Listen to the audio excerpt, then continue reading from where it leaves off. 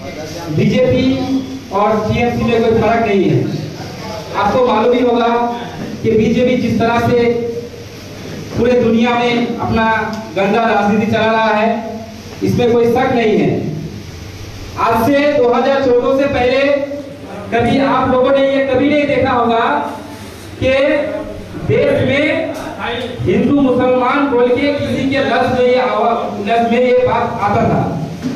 आज आप देखिए जगह जगह में हिंदू मुसलमान बोल के लड़ाया जा रहा है, जगह जगह में हिंदू मुसलमान बोल के मारपीट हो रहा है। क्यों ऐसा क्यों हो रहा है? इसका वजह यही है कि बीजेपी को अपना सत्ता में रहना है, और बीजेपी में सत्ता में रहने के लिए क्या कर रहा है? आम आदमी को बेवकूफ बनाने का काम कर रहा है।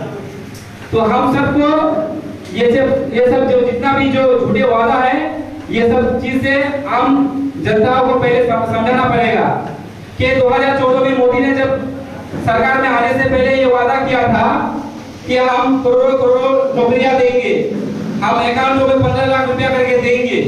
तो ऐसा कभी हुआ है क्या? ना हुआ है, ना कभी ऐसा होगा। पूरे हिंदुस्तान में एक ही पार्टी है जो गरीब के बगल में जाके खड़ा होता है, किसानों का हक के लिए लड़ता है, वो सिर्फ कांग्रेस है।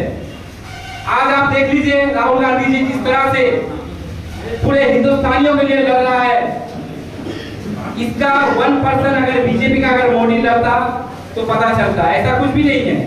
तो लिहाजा यहाँ तो कोई विक्षोभ प्रदर्शन नहीं है या कोई सभा का आयोजन किया नहीं है। यहाँ पे एक ब्लॉक प्रेसिडेंट को अपॉइंटमेंट किया है, उसके लिए संबर्धना सभा है।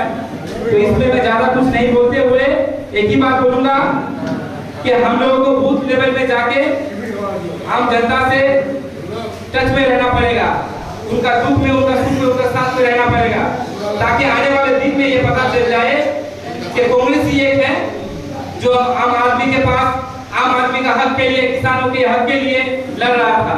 तो लिहाजा यही बोल के मैं अपना भाषण यही खत्म करता हूँ। अस्सलाम वालेकुम व रहमतुल्लाहि व बरकातहू। नमस्कार, आदाब। और अभी मैं हमारे जो सिलेक्टेड जो ये ब्लॉक प्रेसिडेंट है जनाब हारून रशीद साहब को बोलूंगा कि कुछ बातें बोलने के लिए।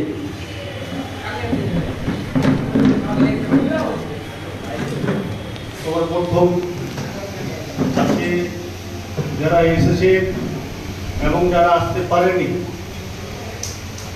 তাদেরকে আমি অসংখ্য ধন্যবাদ জানাই।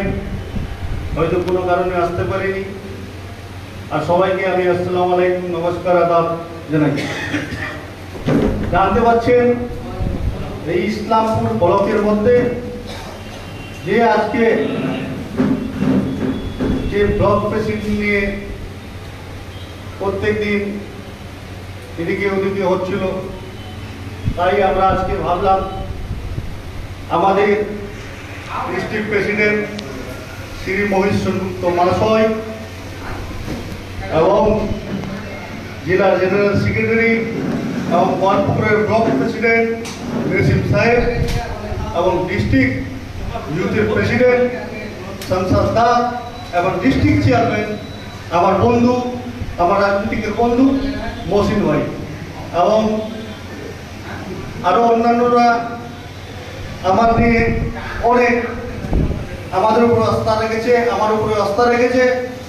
দাসপাড়ার স্টেট জেনারেল সেক্রেটারি অশোক রায়, চোপড়ার ব্লক প্রেসিডেন্ট মসজিদ সাহেব এবং পাঞ্জিপাড়ার জেনারেল ডিস্ট্রিক্ট সেক্রেটারি কমরুল হুদা, এদেরকে আমি সবাইকে অসংখ্য অসংখ্য ধন্যবাদ জানাই। আমার উপর আস্থা রেখেছে বলে আজকে আমাকে নতুন করে ব্লক প্রেসিডেন্ট করলো, আমি তাদেরকে অনেক মন থেকে ধন্যবাদ জানাই। জানতে পারছেন আমাদের ডিস্ট্রিক্ট প্রেসিডেন্ট মহিষ সেনগুপ্ত মহাশয় আমার উপরে যেহেতু ভরসা রেখেছে, আস্থা রেখেছে, আমাকে আমার উপরে নিয়ে আস্থা করেছে, ভরসা রেখেছে, তার আস্থা ভরসা আমি ওনাকে পৌঁছায় দিতে দেবো এবং বুঝিয়ে দেবো। প্রত্যেকটা জায়গার মধ্যে আমি, প্রত্যেকটা ব্লকের মধ্যে, প্রত্যেকটা অফিসের মধ্যে আমি বিডিও অফিস, ভেলারো অফিস, এইডিও অফিস, থানা ঘেরাও, এসপি ঘেরাও, প্রত্যেকটা মুদ্রা নিয়ে আমি মানুষের পাশে আমি দাঁড়াবো। কংগ্রেসের হয়ে রাহুল গান্ধীর নেতৃত্বে আমি হয়ে মানুষের পাশে দাঁড়াবো, মানুষের সঙ্গে আমি থাকবো। কংগ্রেসের নেতৃত্ব আমি মানুষের সঙ্গে সব সময় আছি, সব সময় থাকবো। আপনারা আমার উপরে ভরসা রেখেন, আমি আপনাদের হয় সব জায়গায় আমি লড়বো।